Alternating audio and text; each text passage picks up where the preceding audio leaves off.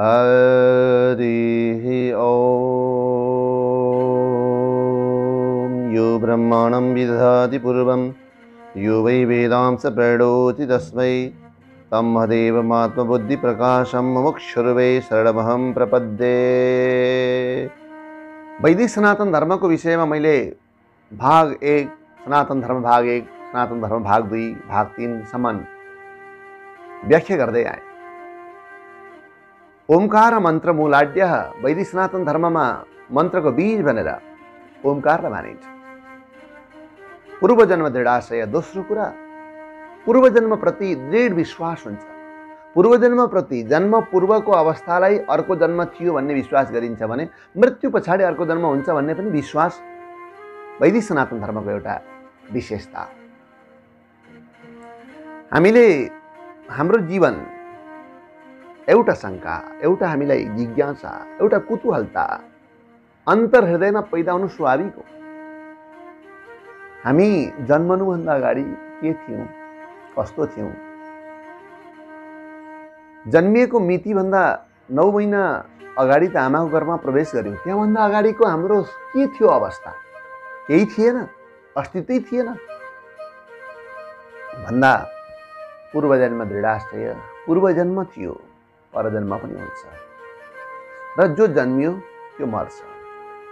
सामान्य भिखारीदेखि लिएर बडे बडे बादशाहसम्मका व्यक्तिहरू सबै मरेर जाने संसार हो। त्यही भएर यो संसारको नाम मृत्युलोक हो। यो अमर लोक होइन। यहाँ बनिएको चिज मासिन्छ, जन्मिएको मर्छ। भगवान श्री कृष्ण श्रीमद् भगवद गीता 2 अध्यायको 27औं श्लोकमा भन्नुहुन्छ, जातस्य ध्रुवो मृत्युर्ध्रुवं जन्म मृतस्य च तस्माद् परिहार्यर्थेन त्वं शोचितुमर्हसि।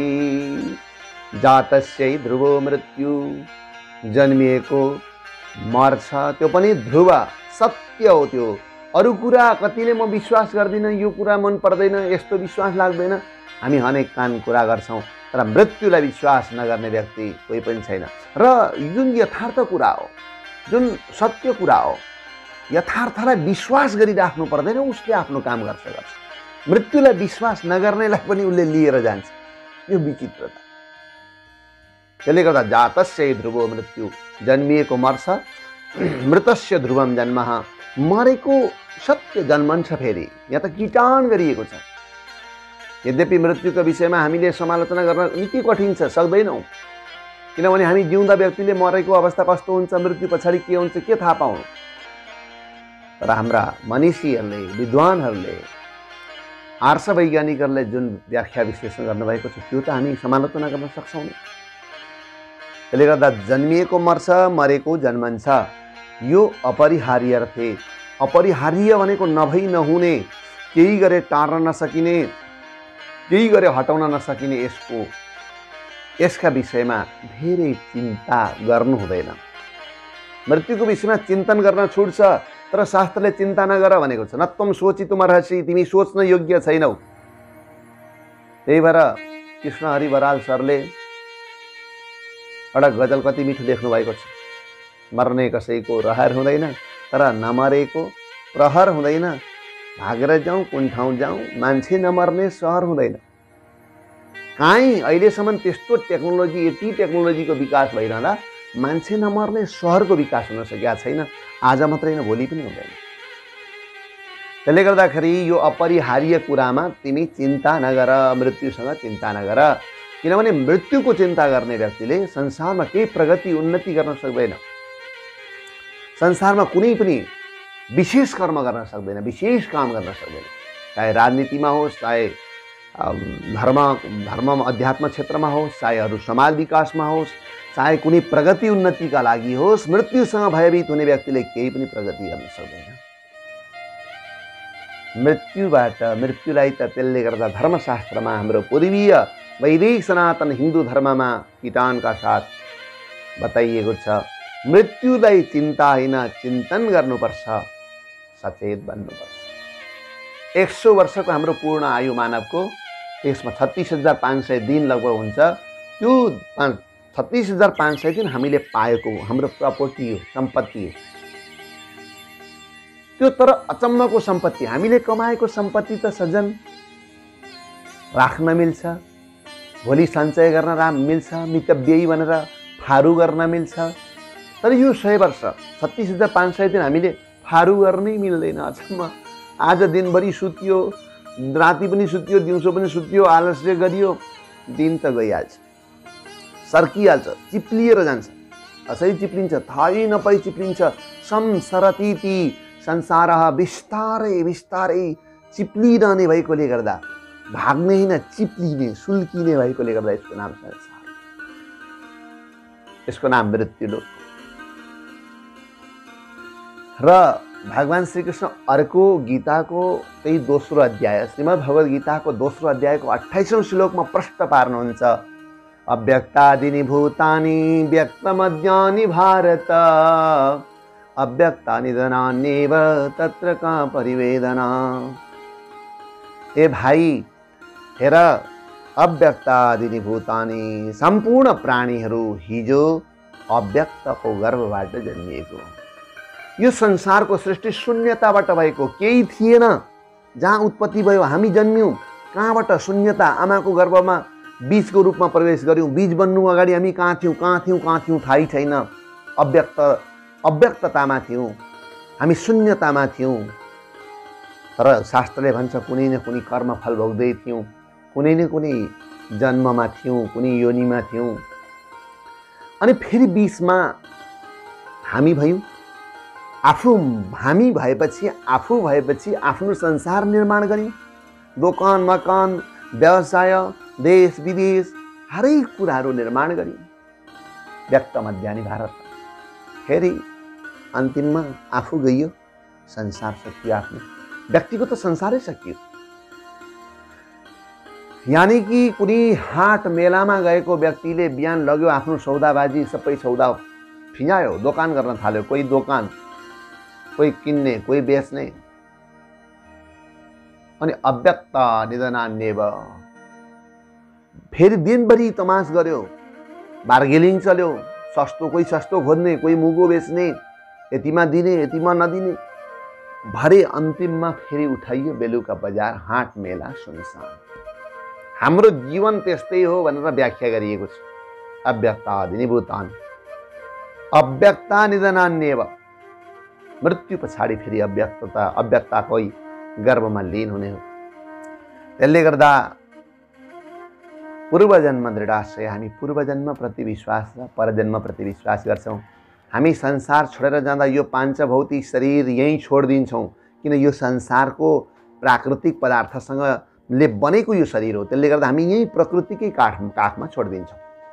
शरीर छोड्छ आत्माले, जुन देखिँदैन। हामी बोलिरहेका छौँ, बोल्दा केले बोलाउँदैछ त्यो बोलाउनेवाला देख्दै छैनौँ, तर यही शरीर भोलि नबोल्ने हुन्छ। हामी सुनिरहेका छौँ, हेरिरहेका छौँ, देखिरहेका छौँ, तर भोलि नदेख्ने, यो शरीरका आँखा त्यतिखेर नदेख्ने हुन्छन्। त्यसले गर्दाखेरि यो अव्यक्तबाट सुरु भएको संसार बीचमा व्यक्त स्पष्ट भयो र अन्तिममा विनाश भएर जान्छ।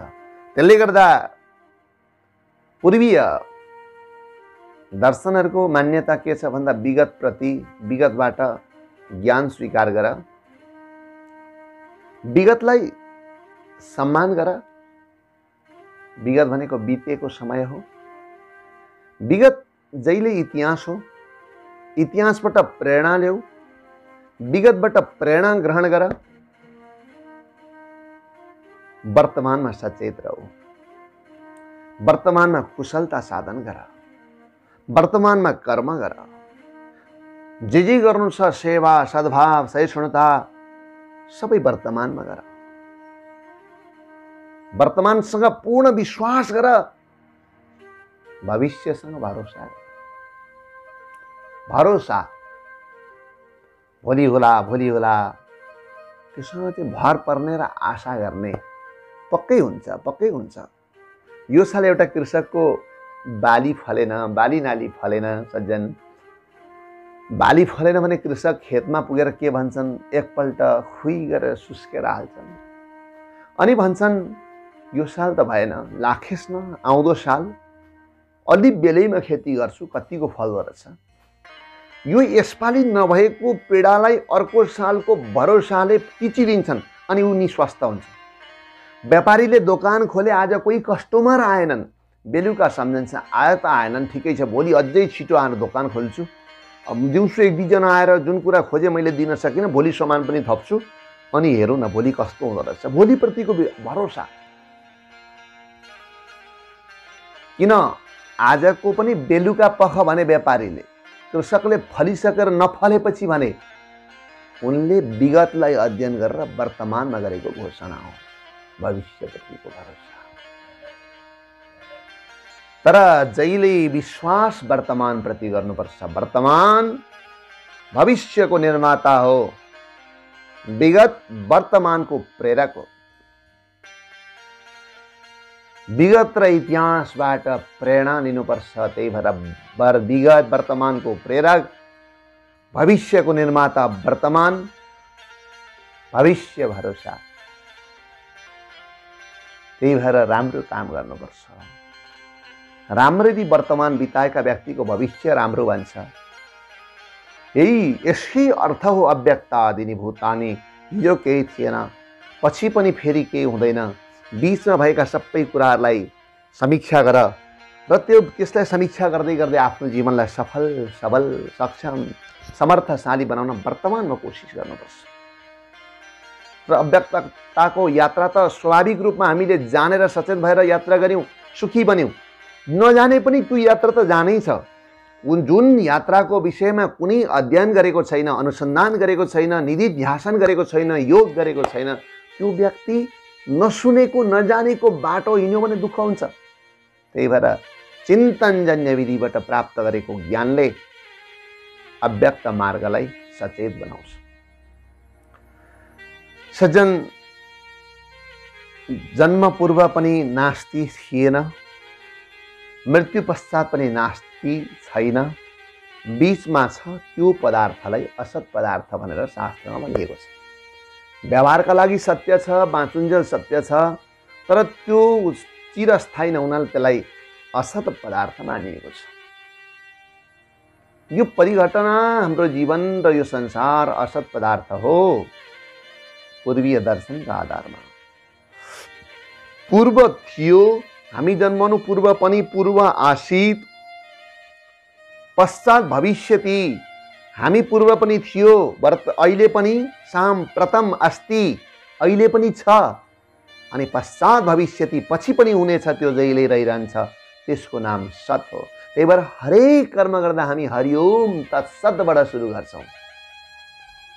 यो हरिओम तत्सत सदाबहार एकनाथ सत्य इतिहासलाई हामी पहिले हरेक कर्मको सुरुवातमा हरिओम तत्सत संकल्प गर्नु पर्यो। हरिओम तत्सत, केही बोल्नु पर्यो, हरिओम तत्सत।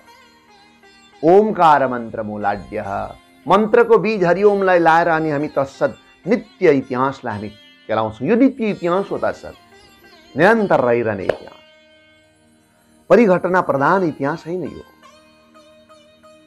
त्यही भएर बुद्धिमानी व्यक्तिले मृत्युसँग भयभीत बन्नु हुँदैन। एउटा रहस्य हजुरलाई उद्घाटन गरौँ। संसार भयाक्रान्त छ, हामी सबैलाई भय छ, अभावको तनाव छ, कतिलाई पर्याप्त भएर भय छ। जहीँसुकै भय हुनुको कारण के? रोगको भय, शोकको भय, अभावको भय, दबावको भय, तनावको भय, सबै चिजको भय छ। भयको मूल केन्द्रबिन्दु भनेको मृत्यु हो। मृत्युले अरू सबै भयहरू उत्पादन गरेको छ। कसरी? अलिकति समीक्षा गरौँ। हामीलाई साह्रै धेरै खाना रुच्न थाल्यो, हिजोभन्दा आज धेरै रुच्यो, आजभन्दा भोलि रुच्यो, हामी भयभीत हुन्छ। कहीँ खाजा सामल त बोकेको होइन, मरिने त होइन, यत्रो धेरै धेरै रुच्न थाल्यो, हिजो रुच्दैन थियो। कहीँ सुगर, प्रेसर, अरू कुनै रोगको कारणले त यसरी रुचेको होइन, खाना रुच्छ। अब रुचेन भने, एक दिन खाना रुचेन, 2 दिन रुचेन भने हामी डाक्टर साहबमा दौडेर पुग्छौँ, हे डाक्टर साहब खाना रुच्नै छोड्यो, मरिने त होइन, मृत्युको भय। मजाले मर्की लाग्यो भने पनि हामी के भन्छौँ? मर्की लागेर झन्नै मरे।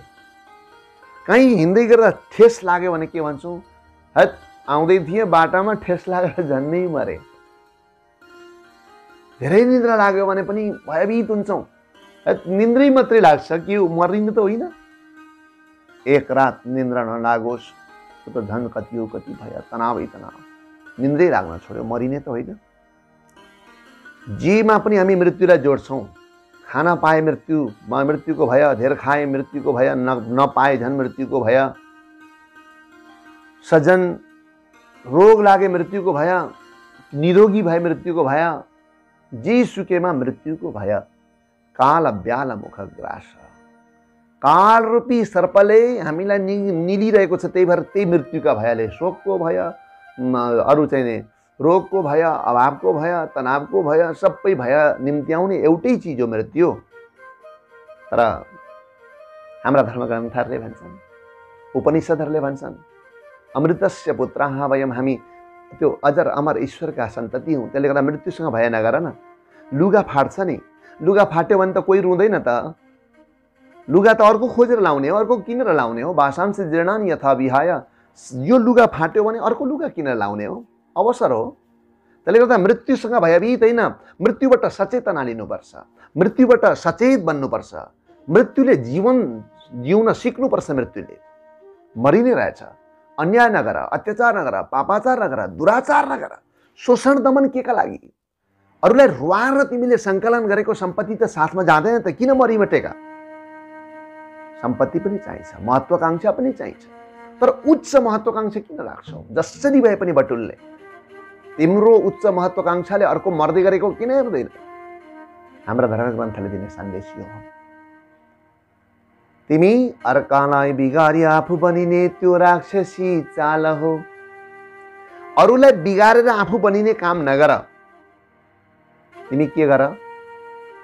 आफू बन्यौ, अर्कालाई पनि नबिगार।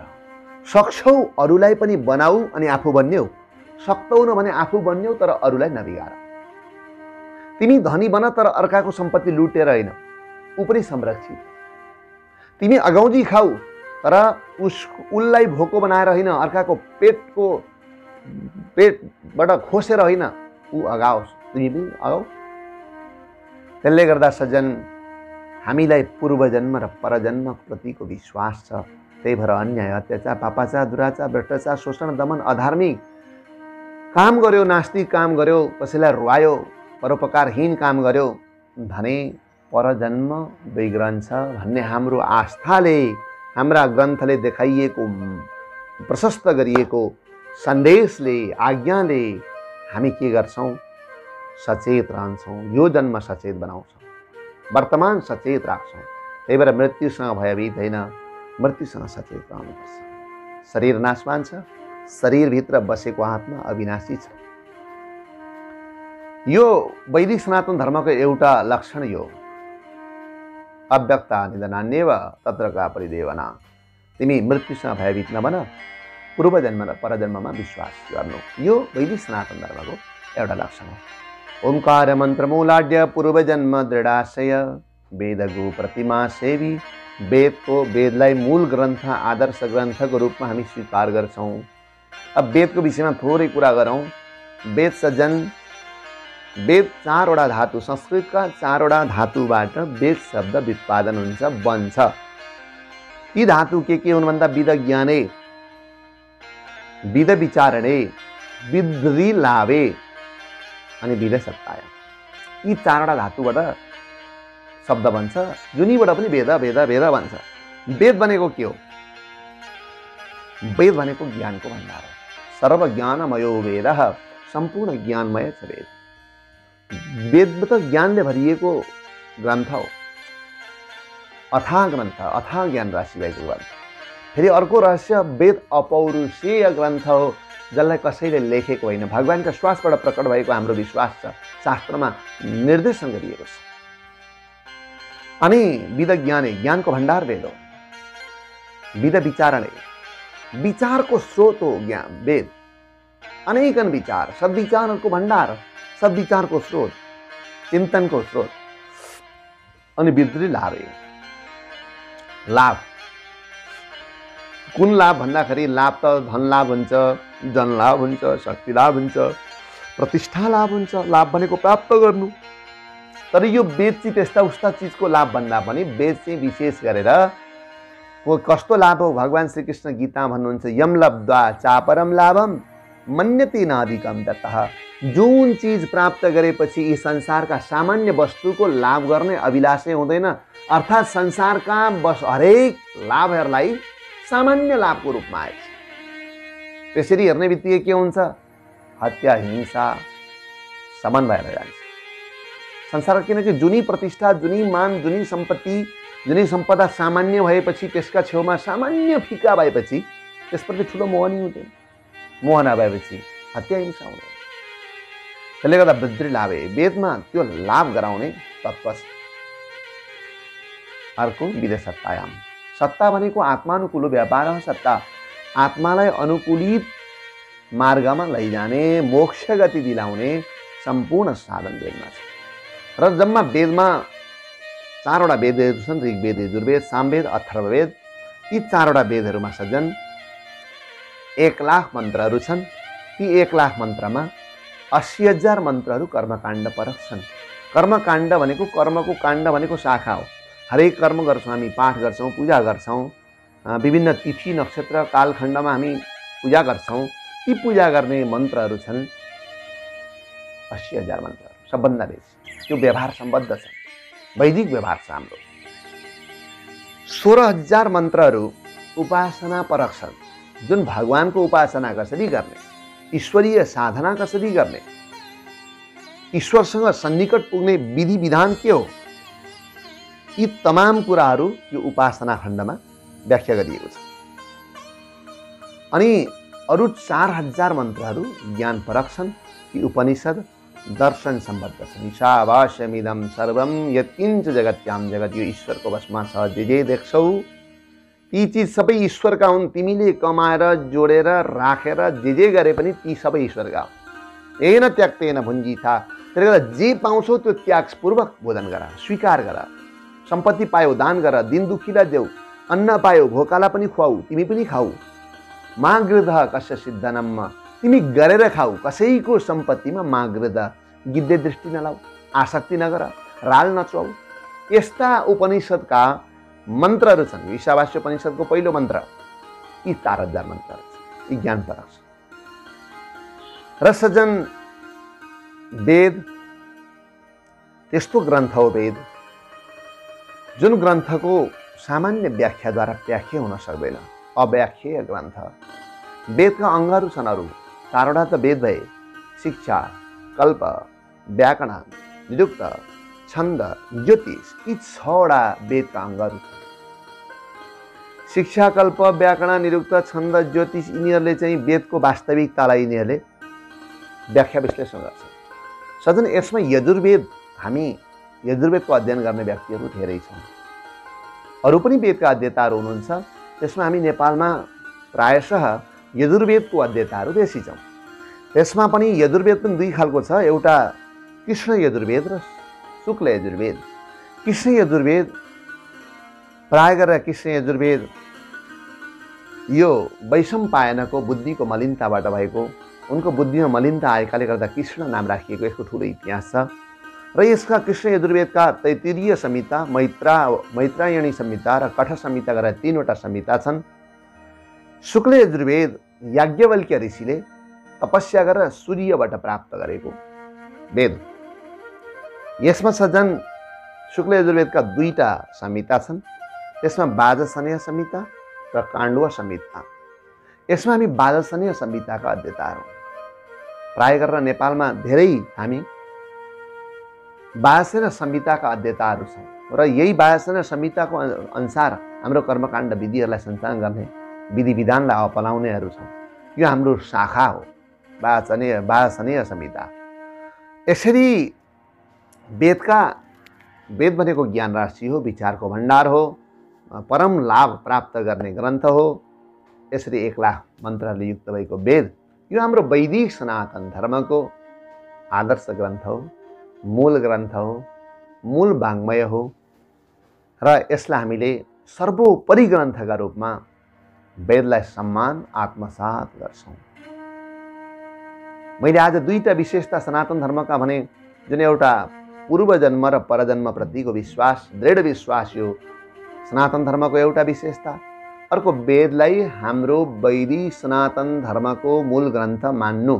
त्यही भएर यो धर्म नै वेदबाट प्रतिपादन भएकाले गर्दा वैदिक पहिले राखियो, त्यसपछि सनातन अनि हिन्दू अनि धर्म। सज्जन, यही प्रस्तुतिका साथसाथमा यो अध्यात्म सन्देशलाई हेरिरहनुहुने सम्पूर्ण महानुभावलाई न्यानो अभिवादन टक्र्याउँदै आजको कथा प्रवचन श्रृङ्खला यही पूर्ण भएको कुरा म जानकारी गराउँछु। ओम असतोमा सद्गमयः तमसोमा ज्योतिर्गमयः मृत्युर्मा अमृतं गमय।